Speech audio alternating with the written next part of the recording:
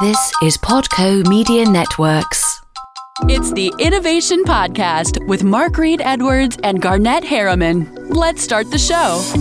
Hi, it's Mark. We're back with Tommy Williams, who runs the startup food company Tommys Superfoods. This time we delve into macro trends surrounding veggies, processed foods, and when Tommy's food will appear in my favorite grocery store. We recorded this before Tommy's was introduced at Wegmans, and I tell you, seeing his stuff in the freezer at my local Wegmans made me happy. Let's finish our fun chat with Tommy. One thing that, as I look at the food market and some of the conversations we've had on this podcast, that plant-based is the hot new trend. And do you think you benefit from operations like Beyond Meat and Impossible Burger, which both sing the virtues of plant-based food? Has that helped you? Well, so I think that we are definitely riding this like macro trend that people want to eat more vegetables. And they're starting to say, why should I eat more vegetables? And why should I be plant-based? And what am I eating? What am I putting in my body? Yeah.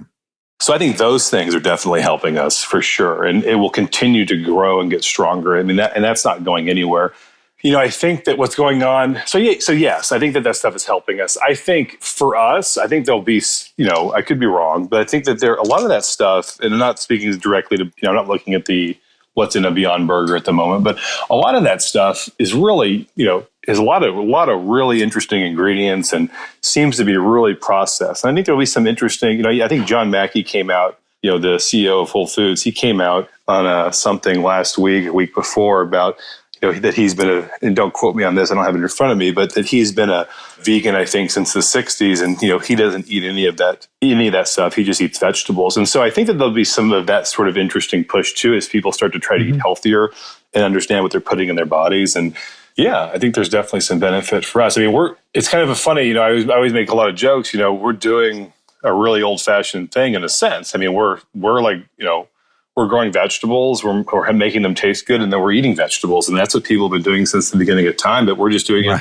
We're making it easy for people and making it interesting and putting it out there. And that whole word processed is an interesting word, because frozen food was probably the original processed food 60 years ago or so that was had preservatives and was frozen. That was part of the process. And to do it in such a kind of pure whole way like you are is a step definitely in the right direction. Well, definitely. And the funny thing, we say, and I was saying process, process means a lot of different things. And there's a process in every single food product that you buy at the grocery store or that you're ending up to put in your body. I mean, everything is processed in some way. And I guess what I was speaking to is, excessive ingredients and sort of, other stuff like that, which is sort of just an interesting observation, I guess, is all I'm saying. Yeah. But I totally agree. The original quote unquote process, and that's part of what we're battling, to be honest with you too. The perception of like TV dinners that you like cut with a knife and the food doesn't cut because it has so many preservatives in it. That's some of what frozen was battling for so long. The perception of over-processed, over-sodium, fake ingredients, fake colors, and it's evolving to where there's some really great stuff out there. There's other brands doing fantastic stuff. We're doing some really fantastic products on the market for people. Yeah. And that's part of the innovation wave of frozen, is that more people are coming back to the freezer because they're saying, oh, this is really interesting. And younger generations weren't exposed to all that heavily processed, stuff out there in the marketplace. And so they don't even, there's a whole generation of people that they don't even think of it as that. They think of it as, oh, that's good food and it's just more convenient. And I think that will continue to help us as that continues to grow. Yeah. And then there's the whole GMO, non-GMO issue. And, that can be controversial. And, Beyond Burger is non-GMO and Impossible Burger has GMO in it. So it's kind of interesting. It's not just the process. It's also what kinds of ingredients go in. Yeah, definitely. And that's part of, we visit with all of our growers all around the world, and we source the absolute world's best vegetables. We grow the world's best vegetables, and there's so much time and energy that goes into what we do. And, I think that this all kind of goes into that whole kind of umbrella of processed food versus non-processed food. And, the best ingredients are the best for you, and they also taste the best. Yeah, when are you going to come to Wegmans, though? That's what I want to know. Oh, we're actually launching in Wegmans in October. Actually, yeah. Awesome. Awesome. That's one. That's funny. Yeah, that's a great retailer, no doubt. And it's one that we've been working on for a while, and slowly got to take our time with. And yeah, we're launching a brand new flavor. Actually, they'll be first to market with it. It's our new Asian fusion blend, and it has they're launching it, and they're launching a few others too. But that one will be one of the first homes for that new product. It has a non-GMO tamari and sesame oil, and 10 different just fantastic broccoli and mukamame and all kinds of stuff. I'm really excited about it. It'll be a nice addition to our line. Oh, that's great. Yeah, end of October though. So yeah, you'll have to. I will stock up. Yeah, there you go. Yeah, definitely. Yeah, I told Tyler Lorenzen, the guy who runs Purist, which produces pea protein for Beyond Burgers, and I told him that peas are my favorite frozen vegetable because they hold up to frozen processes, right? So they're much easier to heat up. And unlike, beans and some other things, and I'm just talking regular bagged frozen vegetables, not your stuff, that they hold up much better under that freezing process.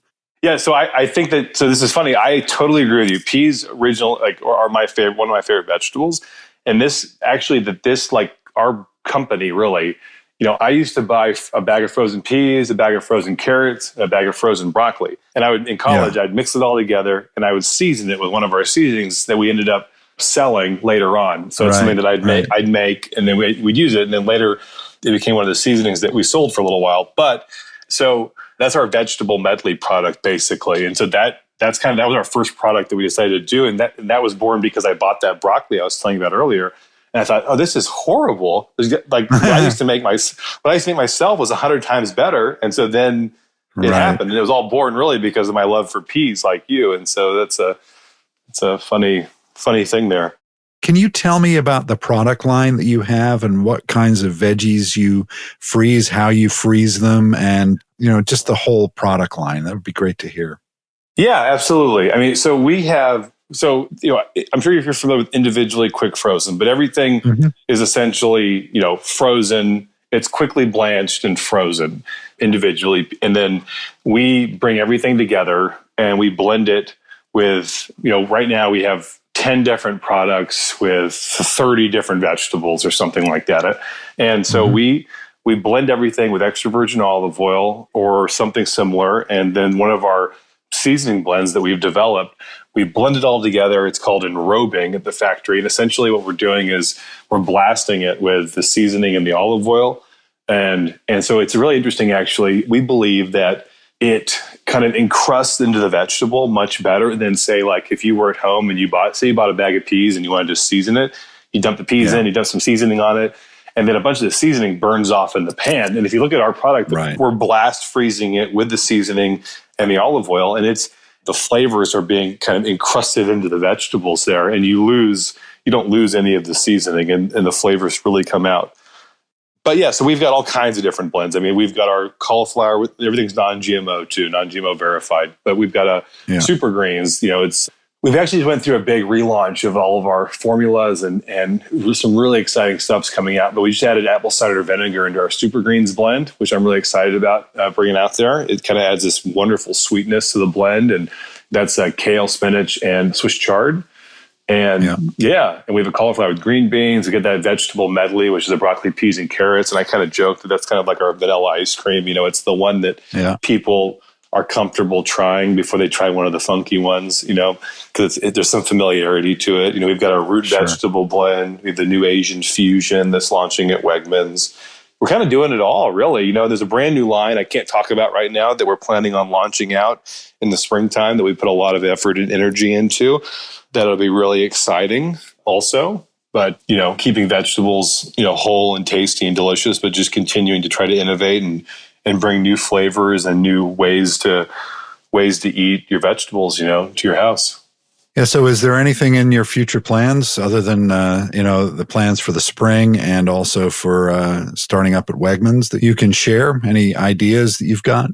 Well, everything's so crazy. It's hard to think out, too far, to be totally honest with you. But, we're constantly working on new retailers out there in the market. We got a lot of new retailers for the for the springtime that we're working on. We got some big new accounts starting this fall in a lot of markets around the U.S. We're just trying to continue to innovate and develop and launch new products kind of one day at a time, and then continue to get into more stores and develop that shelf space and develop our relationships with our retailers. But, it's really, there's something really special going on in frozen, and particularly in frozen vegetables. And, like we spoke earlier, these big macro trends of vegetables are good for you, and why are they good for you? And, I should be eating more of them, are really important, and they're out there, and we're trying to fill that void for people. And it's an exciting time to be doing what we're doing. We got some great retail partners supporting the vision and who we are and what we're doing, and just out there hustling every day. Well, Tommy, it was great to have you here. You've got a great story to tell, and I really enjoyed hearing it, and I'm sure our audience will love hearing it as well. Thanks so much. Yeah, thanks. It was wonderful. Thanks for joining Garnett and Mark on the Innovation Podcast. Visit theinnovationpodcast.co to subscribe and listen to other episodes.